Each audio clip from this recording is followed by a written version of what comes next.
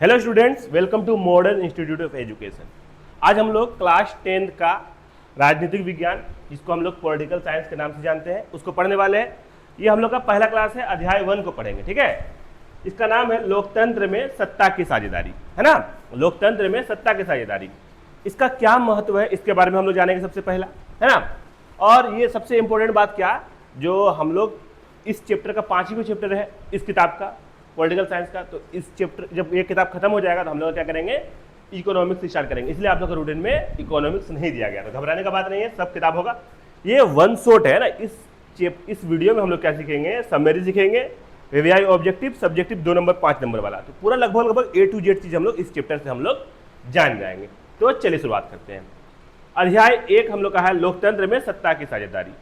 परिचय क्या है गुरुजी इसका, ध्यान समझिएगा। इसका परिचय क्या कह रहा है,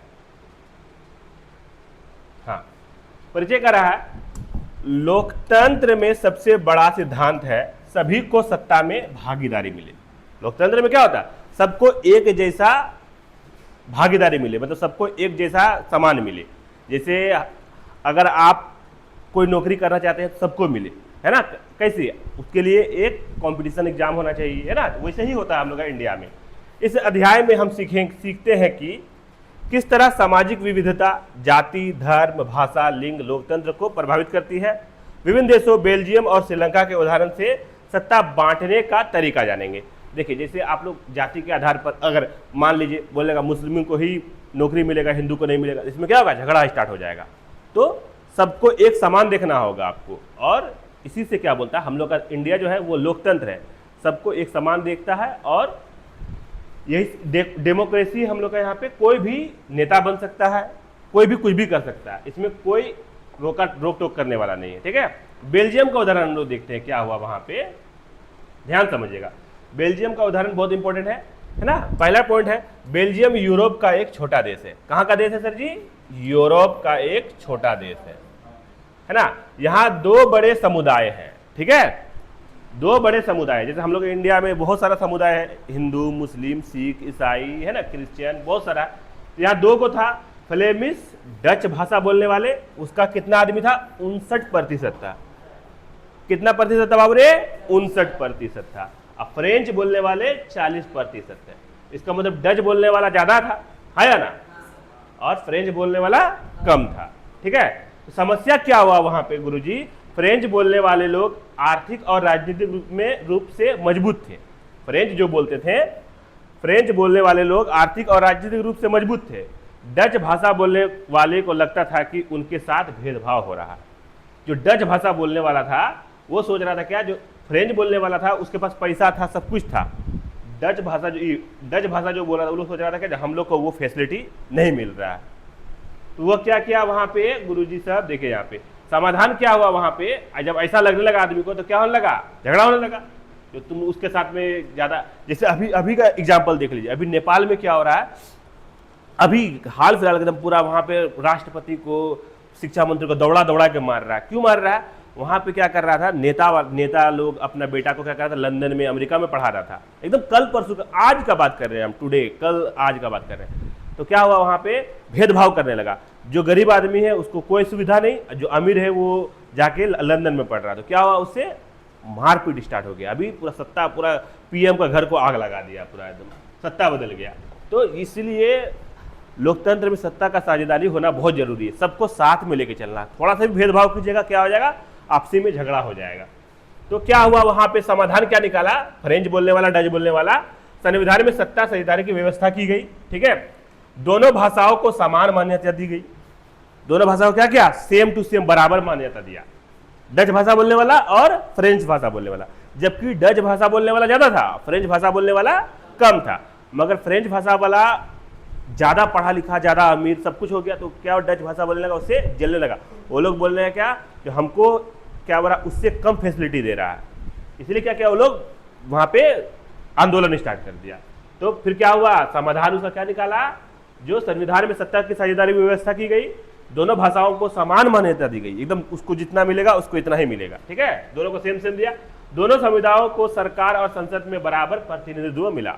मतलब वो भी सरकार बन सकता है, ये भी सरकार बन सकता है, दोनों में भेदभाव नहीं किया। तो इससे नतीजा क्या निकला बेल्जियम में स्थिरता और एकता बनी रही। वहां पे क्या हुआ, जब सब कुछ समान हो गया तो आप समझ गया, जब हम मेहनत करेंगे तो हम बनेंगे। अब हमको यहाँ पे कोई बोलने वाला है नहीं, अगर मेहनत ही नहीं करेगा तो कहाँ से बनेगा। अभी जैसे इंडिया में अभी टीचर का एग्जाम हो रहा है या बहुत सारा एग्जाम, आपको कॉम्पिटिशन निकालना है, कॉम्पिटिशन निकालना होगा। अब बोलेगा नहीं हिंदू को ही हम देंगे नौकरी, तो झगड़ा होगा, या मुस्लिम को ही नौकरी देंगे तो झगड़ा होगा। तो सबको समान बराबर हक देगा, तभी क्या होता है, झगड़ा झंझट नहीं होता है। चलिए अगला आ जाता है श्रीलंका का उदाहरण। श्रीलंका ये ज्यादा दिन का बात नहीं है, हाल फिलहाल में वहां पे क्या होता है, देखिए थोड़ा सा ये समझने वाला बात है, आप लोग किताब में दिया हुआ है उतना आप लोग ध्यान दिए नहीं है, ये छोटा मोटा बात है, पूरा समझाए हैं पूरा चैप्टर को, तो समझिए। श्रीलंका में सिंहली, क्या बाबरे, सिंहली भाषा बोलने वाला 74% है। कितना प्रतिशत बाबरे, 74% है। और तमिल भाषा बोलने वाला कितना प्रतिशत बाबरे, 18। सिंहली समाज जो है, सिंहली समुदाय जो है वो 74% है, और तमिल समुदाय कितना बाबरे, 18% है। याद रहेगा आप लोग को। सिंहली लोग सिंहली भाषा और बौद्ध धर्म को बढ़ावा देना चाहते थे। सिंहली लोग किसको मानते थे बाबरे, बौद्ध धर्म को बढ़ावा देना चाहते थे। सिंहली लोग सिंहली भाषा को, अपना भाषा को ज्यादा मान्यता देना चाहता था, बौद्ध धर्म को बढ़ावा देना चाहता था। ठीक है। तमिल समुदाय हिंदू और ईसाई को लगा कि उनके साथ अन्याय हो रहा है।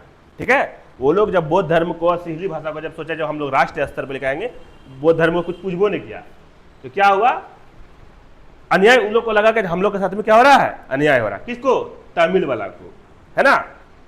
सरकार ने सिर्फ सिंहली भाषा को आधिकारिक भाषा बना दिया। वहां पे क्या किया, सिंहली भाषा को ही मतलब राष्ट्रीय भाषा बना दिया। अभी जैसे इंडिया में बोलते हैं राष्ट्रीय भाषा हिंदी है, गलत बात है। राष्ट्र भाषा कुछ नहीं है, सब भाषा, अभी कोई भाषा नहीं, सब भाषा बराबर है। अभी अगर हिंदी बना देगा यहाँ भी क्या होगा, झगड़ा स्टार्ट हो जाएगा।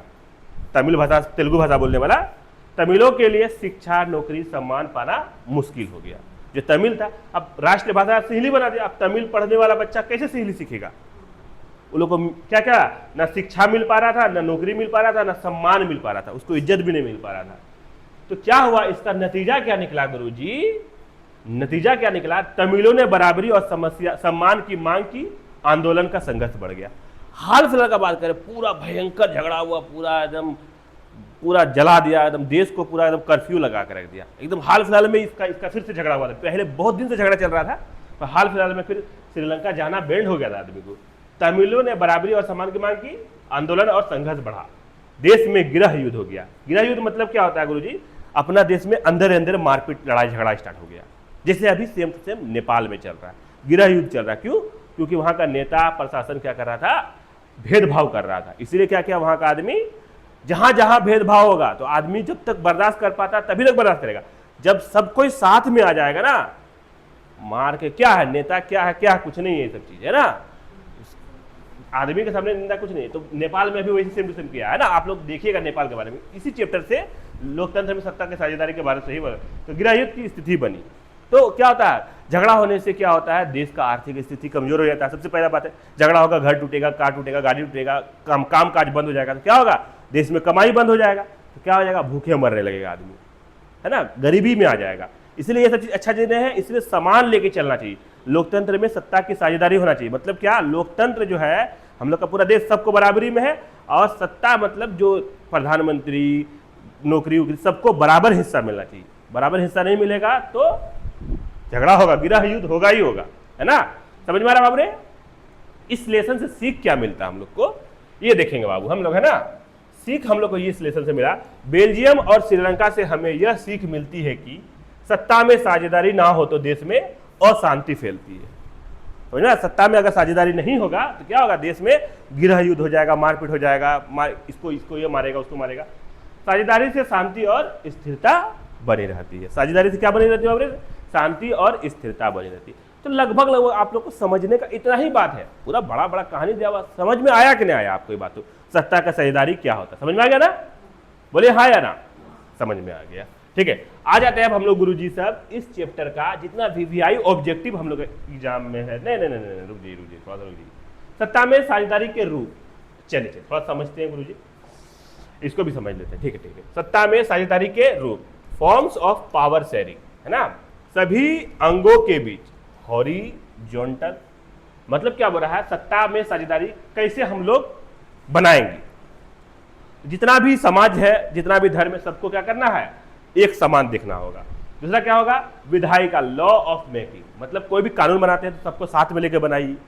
तीसरा है कार्यपालिका, गवर्नमेंट, गवर्नमेंट भी बनाते हैं सबको साथ में लेकर बनिए, है ना, जो भी गवर्नमेंट फैसला लेता है। न्यायपालिका, कोर्ट रूम, कोर्ट में क्या होता है, सबको समान नजर से देखना होगा, किसी के साथ में अन्याय नहीं करना होगा। उदाहरण, भारत में तीनों स्वतंत्र हैं, 3 गो अंग हैं। देखिए समझिएगा मेरा बात, तो फिर से एक बार समझ लीजिएगा गुरुजी साहब, अच्छा होगा। सभी अंगों के बीच हॉरिजॉन्टल, मतलब क्या है, पहला अंग है हम लोग का विधायिका, दूसरा अंग है कार्यपालिका और तीसरा अंग है न्यायपालिका। विधायिका क्या होता है, कानून बनाता है। क्या बनाता है बाबरे, कानून बनाता है। विधायिका क्या बनाता है बाबरे, कानून बनाता है। और कार्यपालिका जो है वो गवर्नमेंट को चलाता है। कार्यपालिका कौन चलाता है बाबरे, गवर्नमेंट को चलाता है। और गवर्नमेंट, कार्यपालिका गवर्नमेंट, इसको भी क्या करना चाहिए, गवर्नमेंट जो है उसको क्या करना चाहिए, क्या बोलता है, समान रहना चाहिए, न्यूट्रल रहना चाहिए, मतलब ना इसका ना उसका, सबका होना चाहिए ना। और न्यायपालिका कोर्ट भी क्या होना चाहिए, समान होना चाहिए। भारत में तीनों स्वतंत्र है, यहाँ भी कभी कभी ऐसा कुछ होता है तो यहाँ भी मारपीट हो जाता है। तो ये सब चीज से प्रॉब्लम सोल्व नहीं होता, प्रॉब्लम बढ़ता है। केंद्र और राज्य सरकार में वर्टिकल, संघीय व्यवस्था, फेडरलिज्म, है ना, मतलब केंद्र सरकार क्या हुआ, जो प्रधानमंत्री है, और राज्य सरकार मतलब क्या हुआ, जो मुख्यमंत्री है। दोनों को एक साथ चल के रहना चाहिए, साथ में मिलकर रहना चाहिए, ठीक है। उदाहरण, भारत में केंद्र और राज्य सरकार दोनों का अधिकार है। मान के चलिए आपका राज्य में कुछ हो गया तो आके आपका पीएम यहाँ पे आके सुधार सकता है। ऐसा नहीं जो राज्य सरकार बन गया तो यहीं का सरकार करेगा, पूरा केंद्र सरकार जरूरी आना, है ना। सामुदायिक सरकार, विभिन्न भाषा, धर्म और संस्कृति वाले समूहों को अधिकार होना चाहिए, सबको अधिकार होना चाहिए सरकार बनने का, है ना, सामुदायिक सरकार। उदाहरण, बेल्जियम में डच और फ्रेंच समुदाय को दोनों का अधिकार मिल गया तो वहां का टेंशन खत्म हो गया। तो बेल्जियम क्या हुआ, उस समय बहुत गरीब था। जब देखिए हिंदू मुसलमान जाति पाति झगड़ा झंझट होगा तो आपका देश क्या होगा, डूब जाएगा, बर्बाद हो जाएगा। और ये हिंदू मुसलमान ये सब जो करवाता है, ये कौन करवाता है, नेता नगरी करवाता है। क्यों करवाता है, उसको वोट चाहिए। हम लोग का जो बुड़बक जनता है वो क्या करेगा, वो बोलेगा ये हो गया वो हो गया, मारपीट करो, ऐसे करो। वो किसका फायदा है, नेता का फायदा है। देखिएगा वोट जब होगा तब क्या होगा, जब भी वोट होगा तब क्या होगा, सुनिएगा, हमला हो गया, आतंकवादी आ गया। जब वोट करीब आने वाला रहेगा, जैसे पुलवामा हो गया, जब आपका 2019 का इलेक्शन था तब हो गया पुलवामा। तो जब इलेक्शन आएगा तब सब सुनिएगा क्या, जो यहाँ पे आतंकवाद आ गया, यहाँ पे अभी फिर इलेक्शन होने वाला, फिर देखिएगा कहीं ना कहीं से पाकिस्तान से फिर आतंकवादी घुस जाएगा। तो आप समझ रहे हैं ना, ये समझने वाला बात है। जैसे ही इलेक्शन आता है तो समझ जाइएगा आप लोग जब कुछ होगा। अब क्यों होता है, हम लोग का बुड़बक जनता, पाकिस्तान मुर्दाबाद, ये मुर्दाबाद, वो मुर्दाबाद, है ना। नेता जीता, आपको क्या मिला उससे, कुछ नहीं मिला। ये सब चीज में रह के आपको कोई फायदा नहीं है। आप अपना काम कीजिए, कोई जीतेगा कोई हारेगा, उससे आपको क्या लेना देना। कौन आपको कमा खिलाएगा आके, आपको कुछ नहीं करके खिलाएगा। मस्त में रहिए, पढ़िए लिखिए, नौकरी कीजिए, है ना। अच्छा सरकार चुनना है। आप लोग को समझाने का ये किताब इसलिए बताया गया है, आप लोग जब बड़ा होइएगा तो ये सब चीज से दूर रहिएगा। समझ में आ रहा है ना, ठीक है। राजनीतिक दल और दबाव समूहों के बीच, चुनाव समय विभिन्न पार्टियां सत्ता में साझेदारी करती है। चुनाव के समय में बहुत सारा पार्टी सत्ता में साझेदारी करती है। एक ही पार्टी रहेगा, जैसे नॉर्थ कोरिया में किम जोंग युंग नाम है, उसका बाल कटाने का स्टाइल है, सब कोई वैसे ही बाल कटाएगा, है ना। अगर उसका बाप मर गया जिस दिन, उस दिन अगर जो भी रोएगा नहीं उसको गोली मार देगा। वो हकीकत में गोली मार देता है। उसके सबको रोना है, उसका बाप मर गया तो, है ना। उसके बाद अगर वहां पे कोई भी जीन्स पहन लिया उसको गोली मार देगा। सोचिए कितना डेंजर कानून है। उसके बाद हाँ, उसका फोटो को पूजना होगा। जैसे आप लोग, जैसे हिंदू धर्म में क्या कहता है, फोटो पूजता है ना, गणेश का, जो भगवान का, उसको वहां पे क्या, उसको भगवान मानना होगा, उसका फोटो को पूजना होगा। जिसका घर में फोटो नहीं रहा उसको गोली मार देगा। तो समझ रहे हैं, एक आदमी जब बनेगा सरकार तो आपके साथ में भी वैसे करेगा, जो कुछ भी कीजिएगा तब वो गोली मार देगा, मर जाइएगा। तो ये हुआ लोकतंत्र नहीं हुआ, वो राजतंत्र हुआ, है ना, ठीक है। दबाव समूह जैसे ट्रेड यूनियन, छात्र संगठन भी नीतियों पर असर डालते हैं। तो छात्र भी राजनीतिक, देखिए राजनीतिक खराब चीज नहीं है, ये बहुत अच्छा। कौन चलाएगा, पढ़ा लिखा आदमी जब चलाएगा ना देश को, तो आपका देश को उन्नति की तरफ ले जाएगा। अनपढ़ आदमी बुड़बक की तरह आपको गड्ढा में लेके जाएगा। समझ में आ रहा है ना। तो जरूरी है पढ़ा लिखा होना और देश को चलाना। लोकतंत्र में सत्ता बांटने के फायदे, क्या क्या फायदा होता है लोकतंत्र में सत्ता बांटने के फायदे? मतलब सबको समान लेके चलेगा तो क्या फायदा होगा उससे? सत्ता का दुरुपयोग नहीं होता है, समाज में सभी को न्याय और सम्मान मिलता है। सही बात है, एक ही समुदाय का वर्चस्व नहीं रहता, सबको मिलजुल कर रहता, सबका वर्चस्व रहेगा, है ना। एक ही समुदाय का, तो शांति और स्थिरता बनी रहती है और लोकतंत्र और मजबूत होता है। जब झगड़ा ही नहीं रहेगा तो क्या करेगा आदमी? तरक्की के बारे में सोचेगा। समझ रहे हैं कि नहीं समझ रहे हैं? बात तो समझ रहे हैं बाबरे? झगड़ा ही नहीं रहेगा तो क्या करेगा आदमी? तरक्की के बारे में सोचेगा। तो आदमी को सब देखिए, सब कोई शुरू से मिलजुल कर रह रहा है इंडिया में, हिंदू मुसलमान सिख। नेता क्या करता है कि बांटता है, वो हिंदू है मुसलमान है, उसको मारो इसको मारो। तो इस सब चीज से जितना दूर रहिए उतना फायदा है आपको, है ना। आप ना उसको कमा के खिलाइएगा, ना आपको वो कमा के खिलाएगा। तो ये सब चीज से जितना दूर रहिए, क्योंकि ये जान लीजिए इससे आपको कोई फायदा नहीं, इससे नेता को फायदा है। समझ रहे हैं ना?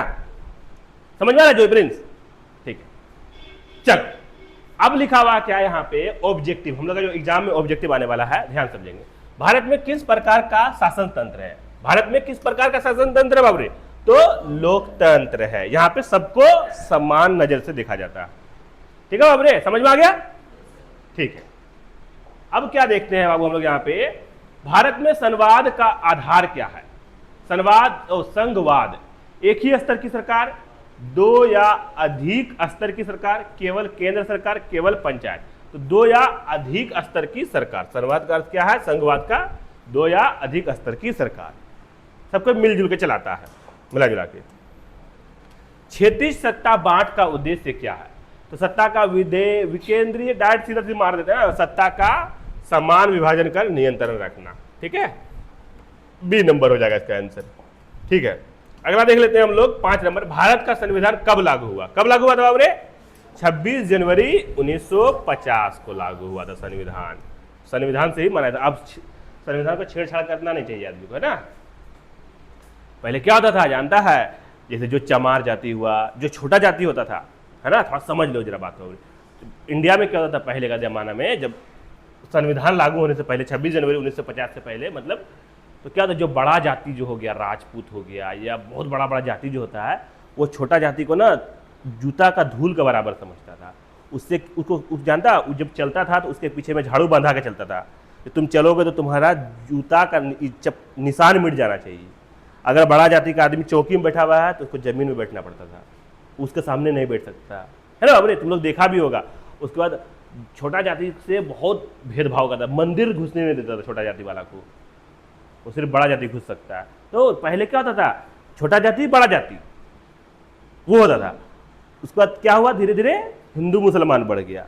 तो ये कौन करवाता है? छोटा जाति बड़ा जाति भी नेता करवाता था, और हिंदू मुसलमान भी कौन करवाता है बाबरे? नेता करवाता है। समझ में आ रहा है ना बाबरे बात? तो उससे उसको फायदा है, वो जीतेगा, तुमको कोई फायदा नहीं है। तुमसे क्या होगा? समाज में नफरत फैलेगा, और समाज में नफरत फैलता है तो क्या होता है बाबरे? गृह युद्ध हो जाता है, मतलब अपना घर अपना ही देश में झगड़ा हो जाता है। ठीक है, एक व्यक्ति एक मत की अवधारणा किससे जुड़ी है? लोकतंत्र से। मतलब एक आदमी एक वोट देता है ना बाबरे, इससे किससे जुड़ा हुआ बाबरे? लोकतंत्र से। आगे देख लेते हैं बाबू हम लोग रे, सत्ता साझेदारी किससे रोकने में सहायक होती है? तो तानाशाही। सत्ता साझेदारी अगर होगा तो तानाशाही नहीं होगा। जैसे नॉर्थ कोरिया में सत्ता साझेदारी नहीं है, इसलिए थोड़ा सा कुछ होगा गोली मार देगा आपको। मतलब क्या, मतलब ऐसा आप सोच रहे हैं ना जो बहुत नॉर्मल है, वहां पे आप कुछ देख नहीं सकते हैं जब तक उसका ऑर्डर नहीं होगा। तब तक घर से निकलने का ऑर्डर रहेगा तब निकलिएगा, नहीं तो नहीं निकल सकते हैं। तो ये तानाशाही हुआ। वहां का आदमी की जिंदगी बहुत नर्क जैसा गुजरता होगा। सोचिए, आपका मोबाइल है, आपका कपड़ा है, आपको जीन्स पहनिएगा, लड़का है तो गोली मार देगा। उसके तरह बाल कटा कर रहना होगा, दूसरा जैसा बाल कटाइएगा, ऐसे खोपड़ी टाइप का कटवाता है, थोड़ा सा भी दूसरा कटवाइएगा गोली मार देगा। उसका फोटो को डेली पूजना होगा आपको, चाहे आप मानिए नहीं मानिए। तो वो क्या होता है? तानाशाही में होता है ऐसा, है ना बाबरे? समझ रहे हैं कितना डेंजर लगेगा? आपको कोई बोलेगा जब हम मेरा फोटो पूजना है, आप क्या करेगा? नहीं पूजोगे तो गोली मार देंगे। करोगे लास्ट में पूजोगे ना, ठीक है ना। संघीय सरकार में शक्ति बांटने का सबसे बड़ा लाभ क्या है? तो क्या हो जाएगा बाबरे? स्थानीय हितों की रक्षा होती है ना बाबरे। क्या बोला, संघीय सरकार में शक्ति बांटने की सबसे बड़ा लाभ क्या है, तो स्थानीय हितों की रक्षा होती है। चलो देखते हैं बाबू, अगला क्वेश्चन हम लोग का 8 नंबर, बेल्जियम में सत्ता बांटने की समस्या का समाधान किससे किया गया, तो सामुदायिक सरकार से। वहां पे सबको मिलजुल के जब चलने लगा तब क्या हुआ, हम लोग का वहां पे झगड़ा झंझट खत्म हो गया। अगला है हम लोग का गुरुजी, कितना नंबर गुरुजी, हम लोग का 9 नंबर, लोकतंत्र में निर्णय लेने की प्रक्रिया कैसे होती है, तो सहमति और चर्चा पर आधारित होती है। कोई भी चीज नया नियम बनता है तो सहमति और चर्चा पर आधारित होता है। हमको सहमत नहीं है तो वोट होता है वहां पे, कितना आदमी को सहमत है, कितना आदमी को सहमत नहीं है, ज्यादा आदमी को सहमत नहीं होगा तो वो नियम नहीं बनेगा, सहमत हो गया तो नियम बनेगा। समझ रहे हैं ना कि ना समझ रहे हैं, तो इससे क्या होता है, झगड़ा झंझट नहीं होता। श्रीलंका के उदाहरण में सबसे बड़ा समस्या क्या थी, तो जातीय बहुमतवाद। वहां पे एक जात को बहुत ज्यादा मतलब वैल्यू दे रहा था, इसलिए क्या हुआ, वहां पे मार पीट एकदम धुल्ला झाड़ उड़ा दिया, तो कहीं भी टिकता नहीं है ये सब चीज, बर्दाश्त करेगा धुआंधार मार मारता है। ठीक है, आ जाते हैं गुरुजी हम लोग 2 अंक वाले 10 प्रश्न उत्तर सही। ठीक है, तो 2 अंक वाला जो एग्जाम में हम लोग का पूछेगा गुरुजी वो देखेंगे हम लोग। तो पहला क्वेश्चन पूछा, बेल्जियम में डच भाषा समुदाय बहुसंख्यक कहां थी, तो फ्लैंडर्स क्षेत्र में। डच भाषा कहां पे बोलता था, वो फ्लैंडर्स क्षेत्र में बोलता था। श्रीलंका में तमिल समुदाय कहां अधिक रहता था, तो उत्तर और पूर्वी भाग में। कहां पे बाबरे, उत्तर और पूर्वी भाग में। सत्ता साझा करने से क्या रोका जा सकता है, क्या लिखा हुआ, सत्ता साझा करने से क्या रोका जा सकता है, तो सत्ता अगर साझा करता है तो संघर्ष बढ़ेगा, अस्थिरता और तानाशाही बढ़ जाएगा। सत्ता साझा अगर नहीं करेगा आदमी तो इतना चीज बन सकता है ना बाबरे। ठीक है, 4 नंबर में बोल रहा है, लोकतंत्र में अल्पसंख्यकों का सम्मान क्यों आवश्यक है। अल्पसंख्यक मतलब हम लोग, है ना बाबरे, तो क्योंकि इससे समानता और न्याय कायम रहता है। बेल्जियम की राजधानी ब्रेसेल्स का विशेष प्रावधान क्या था, यहाँ फ्रेंच और डच दोनों को समान प्रतिनिधित्व दिया गया। लोकशाही में जनता की भागीदारी कैसे होती है, तो चुनाव और प्रतिनिधित्व के माध्यम से, है ना। चुनाव होता है हर 5 साल में, 5 साल में अगर चुनाव नहीं होगा तो सोचेगा हम ही तो है, मारो ये लोग को, है ना। श्रीलंका को बहुसंख्यक आबादी कौन थी, तो सिंहली थी। वहां का सबसे ज्यादा आबादी किसका था बाबरे, सिंहली और तमिल दोनों था, तमिल कम था और सिंहली ज्यादा था। अब आ जाते हैं हम लोग गुरुजी यहाँ पे 8 नंबर। 8 नंबर कह रहा है गुरुजी हम लोग यहाँ पे, सत्ता साझेदारी का सबसे बड़ा उद्देश्य क्या है, समाज के सभी वर्गों को बराबरी से शामिल करना। 9 नंबर बोला, बेल्जियम के उदाहरण से हमें क्या शिक्षा मिलती है, तो विविध समाज में सत्ता बांटना जरूरी है, नहीं तो झगड़ा हो जाएगा। 10 नंबर बोला, यदि सत्ता साझेदारी ना हो तो क्या होता है, तो क्या होता है पता है ना, असमानता, संघर्ष और अस्थिरता पैदा होता है। समझ में आ गया लगभग आप लोग क्लियर, समझ में आ रहा है चैप्टर, समझ में आ रहा है कि नहीं आ रहा है, इससे कैसा क्वेश्चन पूछेगा समझ में आ गया आप लोग को, है ना। अब 5 नंबर वाला 5 क्वेश्चन आंसर है, ध्यान समझेंगे बाबू रे, तुरंत खत्म हो जाएगा, हड़बड़ाना नहीं है ना। बेल्जियम की भाषा नीति समझाइए, तो बेल्जियम में कौन 2 को भाषा बोलता था, है ना, डच और फ्रेंच। तो डच और फ्रेंच भाषियों को समान अधिकार दिए गए, है ना बाबू रे, दोनों भाषाओं को मान्यता दी गई। राजधानी ब्रेसेल्स में दोनों भाषाओं का उपयोग होता है, किसी भी समुदाय को उपेक्षित नहीं किया गया। तो वहां पे अस्थिरता मतलब स्थिरता बन गया, मतलब वहां का आदमी अब तरक्की के चक्कर में रह गया। बेल्जियम इतना खूबसूरत देश बन गया जब से ये सब चीज खत्म हुआ, एकदम खाली तरक्की, बड़ा बड़ा बिल्डिंग बन गया। एम्बुलेंस, हेलीकॉप्टर वाला एम्बुलेंस, कुछ हुआ आपको सीधा छत में आया, एम्बुलेंस उठा के ले गया हेलीकॉप्टर में, समझे।